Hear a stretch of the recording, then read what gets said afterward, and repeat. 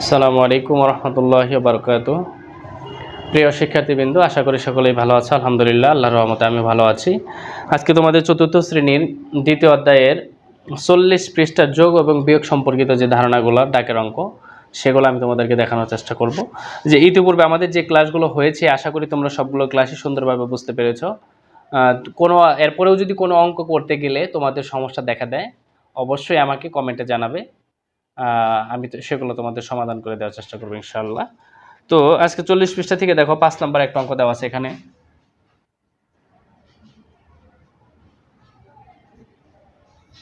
আগে ডাকটা বড় সুন্দর করে, যে একটি গুদামে 14,845 বস্তা চাল, 10,483 বস্তা গম ও 6,958 বস্তা ডাল আছে। ওই গুদামে মোট কত বস্তা জিনিস দ্রব্য আছে? একটা কথা মনে রাখবে, যদি মোট বলে তাহলে অবশ্যই আমরা জানি যে সেটা যোগ করতে হয়, একত্র বললে সেটা যোগ করতে হয়, পার্থক্য বললে বিয়োগ করতে হয়। তো বলছি যে ওই গুদামে মোট কত বস্তা দ্রব্য আছে। খুবই সহজ অঙ্ক, আমরা একবার এক লাইনে লিখে দেব যে ওই গুদামে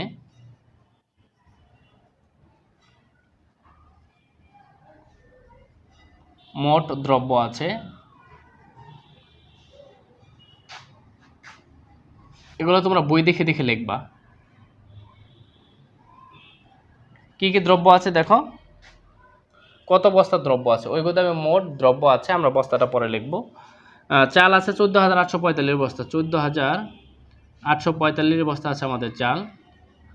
আর 10,483 বস্তা আছে গম, 10,483 বস্তা আছে গম এবং 6,958 বস্তা আছে ডাল। 6,958 বস্তা আছে আমাদের কি ডাল। এখানে আমরা বস্তা লিখে দেব। খেয়াল করো, ওখানে বলা আছে যে চাল আছে 14,845 বস্তা, গম আছে 10,483 বস্তা এবং ডাল আছে 6,958 বস্তা। যে ওই গুদামে মোট কত বস্তা দ্রব্য আছে, তাহলে আমরা লিখছি দ্রব্য আছে। দ্রব্য মানে জিনিস আছে, তাহলে আমরা দেখো এখানে আমরা যোগ করে দেব। যদি যোগটা তোমাদের এভাবে বুঝতে সমস্যা হয়, আমি আগেই বলেছি যে তোমরা রাফ করে দেবে। রাফ করে দিলে ভুল হওয়ার সম্ভাবনা তোমাদের হচ্ছে 0%। এর জন্য আমরা সবগুলো অঙ্ক, যদি এইরকম বড় ডাক দেওয়া থাকে, আমাদের যদি লম্বালম্বি করতে সমস্যা হয়, সেক্ষেত্রে আমরা আমাদের অঙ্কগুলো আমরা নিচে নিচে যোগ করব। খেয়াল করো, এখানে দেখো আমাদের বলা আছে কত, 5 আর 3 8, 8 আর 8 16, 6 হাতে কত আমার 1, 1 আর 5 6, 6 আর 8 14, 14 আর 8 4 হচ্ছে 18, 8 হাতে আমার 1, 1 এসে 9 সাথে যোগ হবে, 9 আর 1 10, 10 আর 4 14, 14 আর 8 22, 22 কত হবে 2 হাতে আমার 2, 2 আর 6 8, 8 আর 4 12, 2 হাতে আমার 1, 1 আর 1 2, 2 আর 1 3, 32,286 বস্তা দ্রব্য আমাদের এই গুদামে আছে আর কি, 32,286 বস্তা।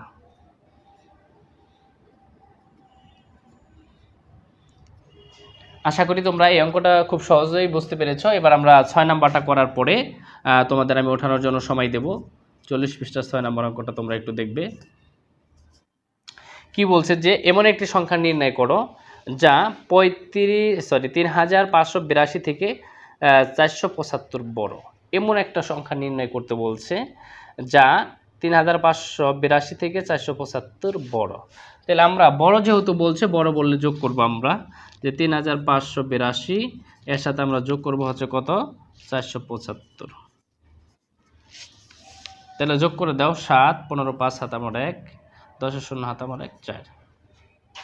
খেয়াল করো, 2 আর 5 7, 7 আর 8 15 5 হাতে আমার 1, 1 এসে 4 এর সাথে যোগ হবে, 4 আর 1 5, 5 আর 5 10 0 হাতে আমার 1, আর 3 আর 1 কত 4। তাহলে এমন একটি সংখ্যা নির্ণয় করো যা এত থেকে বড়। তাহলে আমরা লিখব যে 3,582 থেকে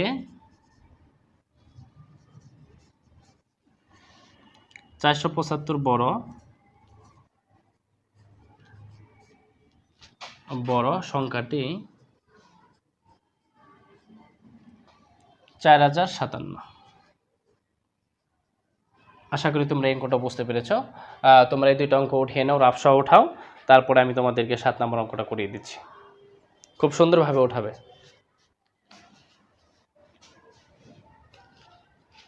আর প্রত্যেকটা অঙ্ক ওঠানোর পরে অবশ্যই তোমরা বইয়ের সাথে মেলাবে, যে আমি কোথা থেকে লিখলাম, কিভাবে লিখলাম, এটা তোমরা লেখার পরে অবশ্যই বইয়ের সাথে মেলাবে।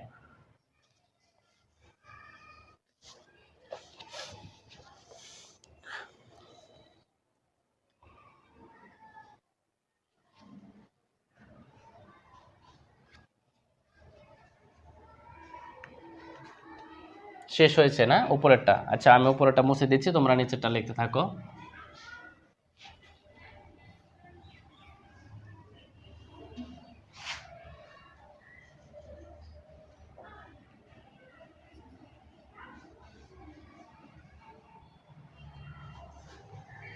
আচ্ছা, এটাও লেখা শেষ, তাই না? আচ্ছা, খেয়াল করো তাহলে। আমরা 7 নম্বর অঙ্কটা ডাকটা আগে পড়ে নিচ্ছি। দাও, এখানে কি বলা আছে যে 3,8,5,0,6,4 অঙ্কগুলো মাত্র একবার ব্যবহার করে গঠিত বৃহত্তম এবং ক্ষুদ্রতম সংখ্যার পার্থক্য নির্ণয় করি। তোমাদের আমি যখন সংখ্যা নির্ণয়ের অঙ্কগুলো করিয়ে দিয়েছি, ক্লাস নিয়েছি, সেখানে আমরা বৃহত্তম সংখ্যা, ক্ষুদ্রতম সংখ্যা তোমাদেরকে আমি বুঝিয়ে দিয়েছি। আমরা এখানে শুধু লিখবো যে বৃহত্তম সংখ্যা,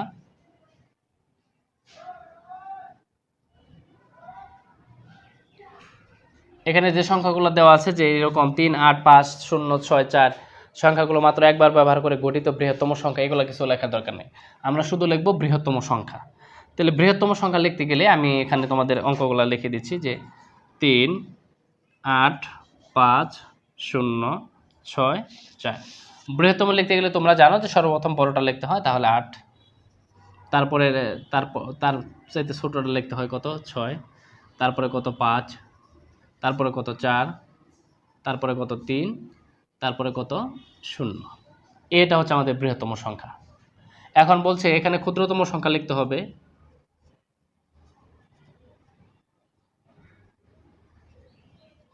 ক্ষুদ্রতম সংখ্যা আমরা এখান থেকে লিখব। তোমরা জানো যে ক্ষুদ্রতম সংখ্যা লেখার আগে কখনোই কিন্তু শূন্যকে আগে লেখা যাবে না। এক্ষেত্রে আমাদের শূন্যের পরে যে ক্ষুদ্রতম সংখ্যা আছে সেটা লিখতে হবে। তাহলে 3 আমরা লিখব, 3, এরপরে লিখব 0, তারপরে এখান থেকে লিখব 4, এখান থেকে এখানে লিখব 5, এখান থেকে 6 এনে এখানে লিখব, আর এখানে 8 এনে আমরা এখানে লিখব। মানে ছোট থেকে বড় লিখে আসব। এক্ষেত্রে আমাদের যেটা সবচাইতে লক্ষণীয় বিষয় সেটা হলো কখনোই শূন্যকে আগে লেখা যাবে না। বলছে গঠিত বৃহত্তম ক্ষুদ্রতম সংখ্যার পার্থক্য। পার্থক্য বললেই বিয়োগ, আমরা এখানে লিখব পার্থক্য। খেয়াল করো পার্থক্যটা কি, বিয়োগ কিভাবে করবো আমরা। যদি আগেই বলেছিলাম যে নিচের সংখ্যা যদি বড় হয়, উপরের সংখ্যা যদি ছোট হয়, সেটা 0 থাকলে 10, 1 থাকলে 11, 2 থাকলে 12, এরকম ভাবে ধরতে হবে। তাহলে 10 থেকে 8 বাদ দিলে আমাদের হবে কত, 2 হাতামর 1, 1 আর 6 7, 13 থেকে 7 বাদ দিলে আমাদের হবে কত, 6 হাতামর 1, 1 এসে 5-এর সাথে যুক্ত হবে, 5 আর 1 6, তাহলে 14 থেকে 6 বাদ দিলে হবে কত, 8 হাতামর 1, 1 আর 4 5, 5 থেকে 5 বাদ দিলে 0, 6 থেকে 0 বাদ দিলে 6, আর 8 থেকে 3 বাদ দিলে কত হবে, 5। এটা হচ্ছে আমাদের 7 নম্বর অঙ্কের সমাধান। আশা করি তোমরা বুঝতে পেরেছ। তো এখানে আমি আরেকটা 8 নম্বর অঙ্ক করাই দেওয়ার পরে তোমরা আবার এই দুইটা একত্রে উঠাবে। 8 নম্বর অঙ্কের ডাকটা একটু বড়, যে 83,291 এর সঙ্গে কোন সংখ্যা যোগ করলে যোগফল 1,28,792 হবে। কোন সংখ্যা যোগ করলে যোগফল, এখানে সবচেয়ে বড় যে সংখ্যাটা দেওয়া আছে সেই বড় সংখ্যা থেকে ছোট সংখ্যাটা বাদ দিলেই আমাদের মাঝখানে যে সংখ্যাটা চেয়েছে সেটা আমরা পেয়ে যাব। তাহলে 1,28,792, এখান থেকে আমাদের বাদ দিতে হবে 83,291। এই বড় সংখ্যা থেকে যদি আমরা ছোট সংখ্যাটা বাদ দিই, মাঝখানে যে সংখ্যাটা আমাদের চেয়েছে সেটা আমরা অবশ্যই পেয়ে যাব। তো এখানে দেখো 2 থেকে 1 বাদ দিলে আমাদের কত হবে, 1, 9 থেকে 9 বাদ দিলে কত হবে, 0, 7 থেকে 2 বাদ দিলে কত হবে, 5, 8 থেকে 3 বাদ দিলে কত হবে, 5, 12 থেকে 8 বাদ দিলে কত হবে, 4 হাতামর 1, 1 থেকে 1 বাদ দিলে 0। তো এই ক্ষেত্রে আমরা বই দেখে লিখব যে অতএব বা সুতরাং 83,291 এর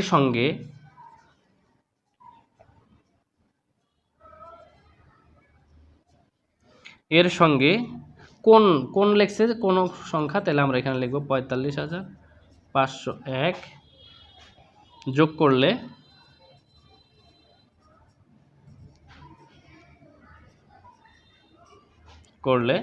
যোগফল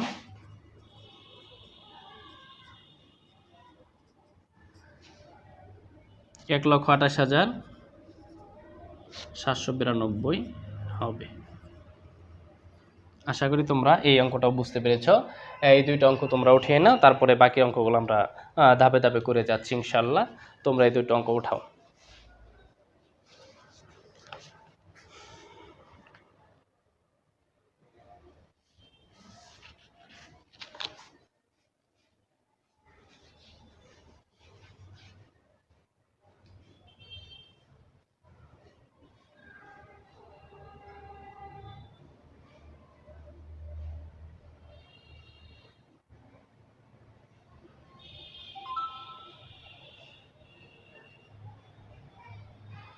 শেষ হয়েছে ওঠানো না? বুঝতে পেরেছো তো? হ্যাঁ, মনে রাখবে যদি তোমরা কোনো অঙ্ক না বুঝো অবশ্যই আমাকে কমেন্টে জানাবে, আর যদি তা না বুঝো আমার ভিডিওগুলো দেখবে, রিপিট দেখলে ইনশাল্লাহ আশা করি তোমরা অঙ্কগুলো খুব সহজেই বুঝতে পারবে। আর প্রত্যেকটা অঙ্ক করার পরেই অবশ্যই বইয়ের সাথে মিলাবে, যাতে করে তোমাদের এই অঙ্কগুলো করতে আর কোনো সমস্যা না হয়। এই পর্যায়ে আমরা 9 নাম্বারটা লিখবো, 40 পৃষ্ঠার 9। প্রত্যেকটা অঙ্ক তোমরা এইভাবে নাম্বার দিয়ে লিখবে, তাহলে আর তোমাদের খুঁজে বের করতে হবে না, খাতা খুললেই তোমরা পেয়ে যাবে। তিনটি সংখ্যার যোগফল 89,340, তাদের মধ্যে দুইটি সংখ্যা 32,074 ও 20,689 হলে তৃতীয় সংখ্যাটি কত? এখানে তিনটা সংখ্যার যোগফল দেওয়া আছে একত্রে, আর দুইটা সংখ্যা আলাদা আলাদা দেওয়া আছে, একটা আলাদা আলাদা দুইটা সংখ্যা দেওয়া আছে। তো মনে রাখবা যে আমরা তৃতীয় সংখ্যাটি বের করতে গেলে যে দুইটা সংখ্যা আলাদা আলাদা দেওয়া আছে সেই দুইটা সংখ্যাকে আগে আমরা একত্র করব। আমরা লিখব দুইটি সংখ্যার যোগফল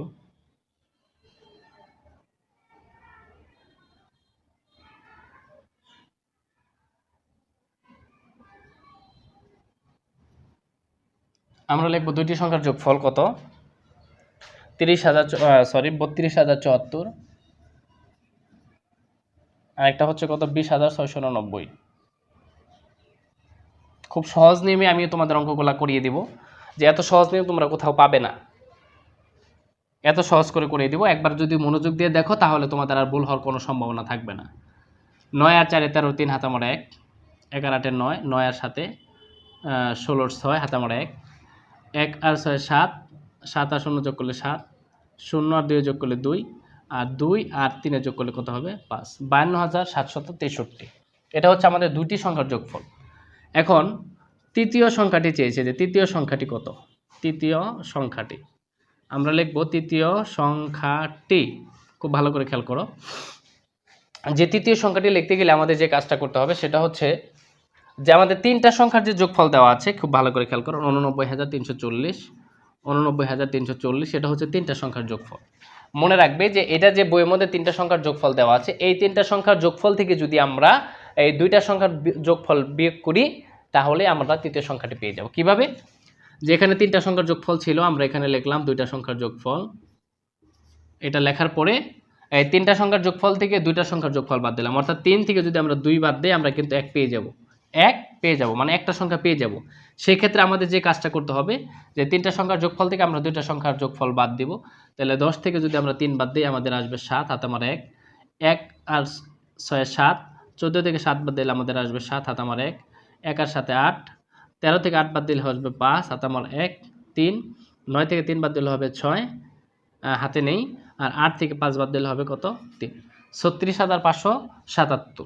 এটা হচ্ছে, যদি এইভাবে না বুঝো, আমি কিন্তু বারবারই বলেছি তোমরা যদি এইভাবে না বুঝো অবশ্যই তোমরা এখানে রাব করে তারপর অঙ্কগুলো করবে, তাহলে তোমাদের আর ভুল হওয়ার সম্ভাবনা থাকবে না। 10 থেকে 3 বাদ দিলে 7, হাত আমার 1 7, 14 থেকে 7 বাদ দিলে 7, হাত আমার 1 8, 13 থেকে 8 বাদ দিলে 5, হাত আমার 1 3, 9 থেকে 3 বাদ দিলে 6, আর 8 থেকে 5 বাদ দিলে 3, 36,577। আশা করি তোমরা এই অঙ্কটাও খুব সহজেই বুঝতে পেরেছ। তো আমি তোমাদেরকে যে কয়টা টাকার অঙ্ক এখানে করালাম তোমাদেরকে, আশা করি সবগুলা অঙ্কই তোমরা খুব সহজভাবে বুঝতে পেরেছ। দেখো 40 পৃষ্ঠা যে 10 নম্বর অঙ্কটা আমরা এখন তোমাদেরকে করানোর চেষ্টা করব, সেটা হলো ডাকটাকে বুঝে নিতে হবে। শিমুল অপেক্ষা শ্যামলের 490 টাকা বেশি আছে। এই অঙ্কটা গত বছরে গীতা দেওয়া ছিল, এবছরে ডাক চেঞ্জ করে দিয়েছে। শিমুল অপেক্ষা শ্যামলের 490 টাকা বেশি, সৈকত অপেক্ষা শিমুলের 502 টাকা কম আছে, সৈকতের কাছে 980 টাকা আছে, শিমুল ও শ্যামলের কাছে কত টাকা আছে, তিনজনের একত্র মোট কত টাকা আছে। তিনটা উত্তর হবে এখানে। প্রথমত যে দুইজনের আলাদা আলাদা উত্তর বের করতে হবে, এরপরে তিনজনের মোট কত টাকা আসে সেটা বের করতে হবে। তো এক্ষেত্রে তোমাদের সবচাইতে প্রথমে যেটা খেয়াল করতে হবে সেটা হলো যে কার টাকা দেওয়া আছে, যার টাকা দেওয়া আছে সেখান থেকে আমাদের কাজ শুরু করতে হবে। সৈকতের টাকা দেওয়া আছে, সৈকতের সাথে কার নাম মিল আছে খেয়াল করবে যে সৈকতের সাথে কার নামটা মিল আছে, এখানে সৈকতের সাথে শ্যামলের নাম মিল আছে। তাহলে আমরা লিখবো শিমুলের, শিমুলের নাম যেহেতু মিল আছে তাহলে আমরা প্রথমে শিমুলের নাম লিখবো যে শিমুলের আছে। এই অঙ্কটাও আমি তোমাদের সহজ নিয়মে বুঝিয়ে দিব। শিমুলের আছে, দেখো শিমুল আর সৈকতের টাকা একত্রে আছে কিন্তু, তাহলে সৈকতের আছে কত টাকা, 980 টাকা। এই যে 900 টাকা সৈকতের আছে, এর থেকে শিমুলের কম আছে কত, 502 টাকা। এই সৈকতের টাকা থেকে যদি তুমি এই শিমুলের টাকা বাদ দাও তাহলে তুমি কার টাকা পেয়ে যাবে, শিমুলের টাকা পেয়ে যাবে। অর্থাৎ সৈকতের টাকা থেকে তুমি শিমুলের যা কম আছে, 502 টাকা শিমুলের কম আছে, এই সৈকতের টাকা থেকে শিমুলের 502 টাকা যদি তুমি বিয়োগ করে দাও তাহলে তুমি শিমুলের টাকাটাই পেয়ে যাবে। 10 থেকে 2 বাদ দিলে 8 হাতে আমার 1, 1 আর 0 যোগ করলে 1, 8 থেকে 1 বাদ দিলে 7, আর 9 থেকে 5 বাদ দিলে কত হবে, 4। এটা কার আছে জানো, এটা শিমুলের টাকা। 478 টাকা আমাদের শিমুলের আছে। এ পর্যায়ে বলছে শ্যামলের কত টাকা আছে, আমরা লিখবো শ্যামলের আছে। খুবই সহজ নিয়মে অঙ্কগুলো করাবো, এত সহজ নিয়মের অঙ্ক তোমরা কোথাও পাবে না। খালি একটু ডাকটা বুঝবে আর কোথা থেকে লিখলাম সেটা একটু মেলাবে, আর আমার ভিডিওগুলো খুব সুন্দরভাবে দেখবে, তাহলেই তোমরা এই অঙ্কগুলো খুব সহজে পেরে যাবে। শিমুল অপেক্ষা শ্যামলের 490 টাকা বেশি আছে, অপেক্ষা মানে বেশি, তাহলে শিমুলের আছে কত, 478। এই শিমুলের যা আছে তার থেকে শ্যামলের 490 টাকা বেশি আছে, তাহলে বেশি মানে কি যোগ, তাহলে 490 টাকা আমরা কি করে দেবো, যোগ করে দেব, তাহলে আমাদের শ্যামলের টাকা বের হয়ে যাবে। তাহলে 0 আর 8 যোগ করলে আমাদের কত হবে, 8। 9 আর 7 যোগ করলে কত হবে, 16, 6 হাতে আমার 1, 1 আর 4 5, 5 আর 4 9, 968 টাকা। আশা করি বুঝতে পেরেছ। এ পর্যায়ে আমরা 40 পৃষ্ঠার 11 নম্বর অঙ্কটা তোমাদের দেখাবো, তারপর দুইটা অঙ্ক একত্র উঠাবে। এখানে বলা আছে যে জাহিদ সাহেব 2,85,000 টাকা দিয়ে একটি জমি ক্রয় করলেন, জায়গা ক্রয় করলেন। ধরো এরকম একটা জায়গা ক্রয় করলেন, কত টাকার দাম, 2,85,000 টাকা। 2,85,000 টাকা দিয়ে একটা জায়গা ক্রয় করলেন। তিনি জমি রেজিস্ট্রেশন বাবদ, জমি যে রেজিস্ট্রি করতে হয় তোমরা জানো যে একটা জমি কিনলে সেটা দলিল করার জন্য রেজিস্ট্রি করতে হয়, রেজিস্ট্রেশন বাবদ 28,500 টাকা এবং গাছ লাগানো বাবদ 9,045 টাকা খরচ করলেন। রেজিস্টার করার পর যখন জায়গাটা আমার হয়ে গেল বা যে কিনলো তার হয়ে গেল, সেখানে গাছ লাগাইছে কত, 9,045 টাকা খরচ করলেন। কিছুদিন পর তিনি জমিটি 41,625 টাকায় বিক্রয় করেন, তার কত টাকা লাভ হলো। তাহলে আমরা লিখব যে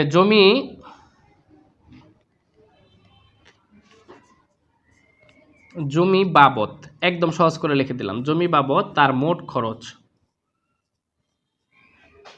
জমি বাবদ তার মোট খরচ।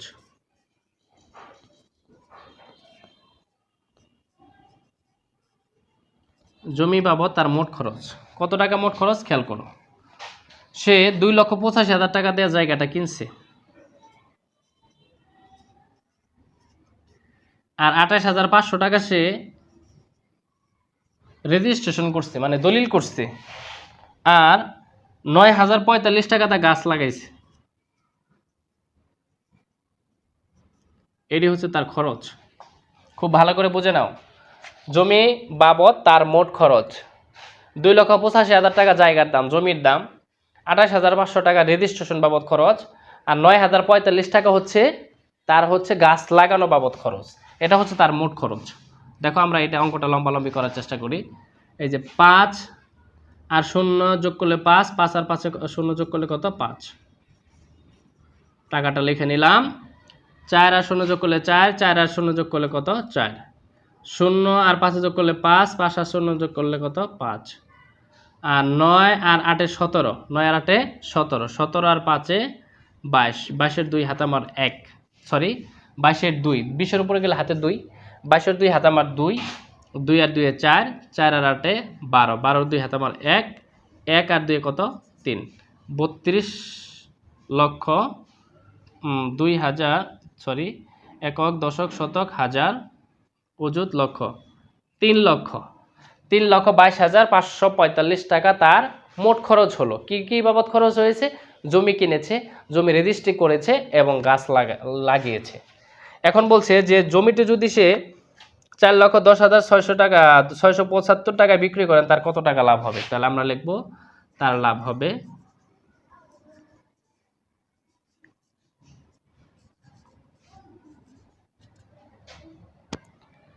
তার লাভ হবে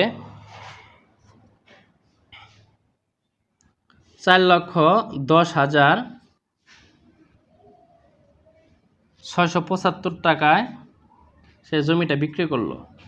আর মোট খরচ করছিল কত? 3,22,545 টাকা। তাহলে যা বিক্রি করলো তার থেকে যা জমি ক্রয় বাবদ খরচ হয়েছিল বাদ দিলে আমরা উত্তরটা পেয়ে যাব। তো এটা বড় একটা বিয়োগ, তাহলে বড় বিয়োগ থাকলে অবশ্যই এভাবে করবে 4,10,675 আর এখানে লিখবে 3,22,545।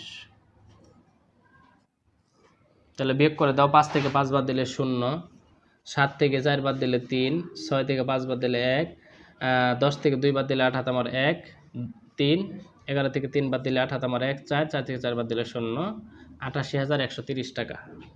88,130 টাকা তার লাভ হলো। আশা করি প্রিয় শিক্ষার্থীবৃন্দ তোমরা এই দুইটা অঙ্ক খুব ভালোভাবে বুঝতে পেরেছো। এই দুইটা অঙ্ক তোমরা ওঠাও, আর একটা অঙ্ক করলেই আমাদের এই অধ্যায়ের ডাকের অঙ্কগুলো শেষ হয়ে যাবে ইনশাল্লাহ।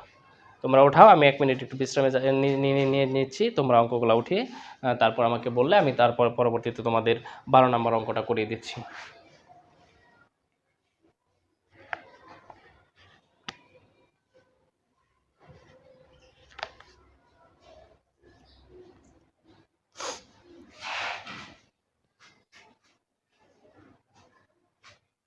খুব মনোযোগ দিয়ে উঠাবে শিক্ষার্থীরা, একটা ওঠাতে যেন কোনো ভুল না হয়। যদিও দেখো যে বাই চান্স ভুল হয়ে গেছে কোনো কারণে, অবশ্যই পরবর্তীতে ভিডিওটা দেখবে, ভিডিওটা দেখে অঙ্কটা মিলাবে। আর প্রত্যেকটা অঙ্ক তোলার পরে বইয়ের সাথে মেলাবে, যে স্যার কোথা থেকে লিখলো, কিভাবে লিখলো, কেন লিখলো, এগুলো তোমরা একটু মিলাই লিখবে।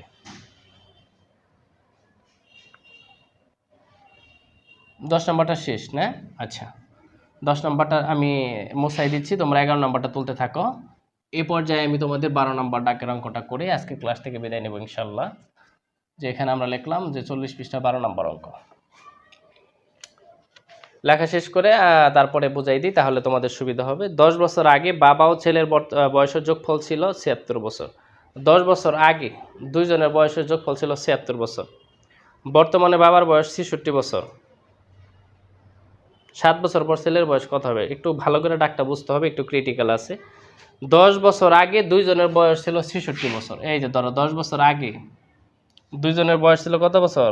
দুঃখিত, 76 বছর। 10 বছর আগে ছিল 76। এই এখান থেকে 10 বছর আগে ছিল 76।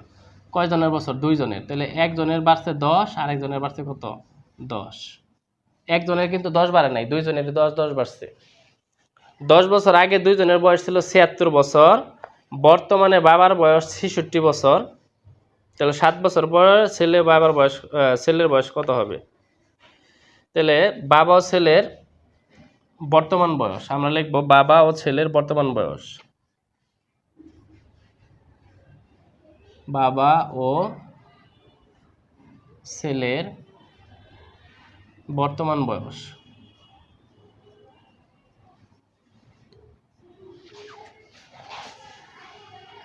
দেখো 10 বছর আগে ছিল 76, তাহলে 10 বছর পরে ছেলের বাড়ছে 10, বাবার বাড়ছে কত? 10। তাহলে 10, 76 আর 10 86 আর 10 কত? 96 বছর। বলছে দুইজনের বয়স যেহেতু আমরা বর্তমান বয়স 96 বছর পেলাম, এখানে বাবার বয়স দেওয়া আছে 66 বছর। 7 বছর পর ছেলের বয়স কত হবে? তাহলে আমরা এখানে বাবা ছেলে পেয়েছি, তাহলে আমরা লিখব ছেলের বয়স, ছেলের বর্তমান বয়স। যেহেতু বাবারটা দেওয়া আছে তাহলে আমরা ছেলেরটা বের করব। ছেলেরটা দেওয়া থাকলে বাবারটা বের করব। ছেলের বর্তমান বয়স। দেখো দুইজনের বয়স হচ্ছে 96, এখান থেকে বাবার বয়স দেওয়া আছে 66 বছর, তাহলে আমরা লিখলাম 66 বছর। তাহলে বাবার ছেলের বয়স থেকে যদি বাবার বয়স বাদ দাও অবশ্যই ছেলের বয়স পাবে। 6 থেকে 6 বাদ দিলে 0, 9 থেকে 6 বাদ দিলে 3, 30 বছর। এটা হচ্ছে কার বয়স? ছেলের বয়স। এখন যদি এখানে ছেলের বয়স না চেয়ে যদি বাবার বয়স চাইতো, তাহলে এখানে আমরা ছেলের বয়স বাদ দিলে আমরা বাবার বয়সটা পেয়ে যেতাম। এখন এই পর্যন্ত কিন্তু শেষ নয়, এটা 3 পার্টের একটা অঙ্ক। বলছে 7 বছর পর ছেলের বয়স কত হবে। 7 বছর পর বাবার বয়সে চাইতে পারতো, যেহেতু ছেলের বয়স চাইছে আমরা লিখব 7 বছর পর ছেলের বয়স হবে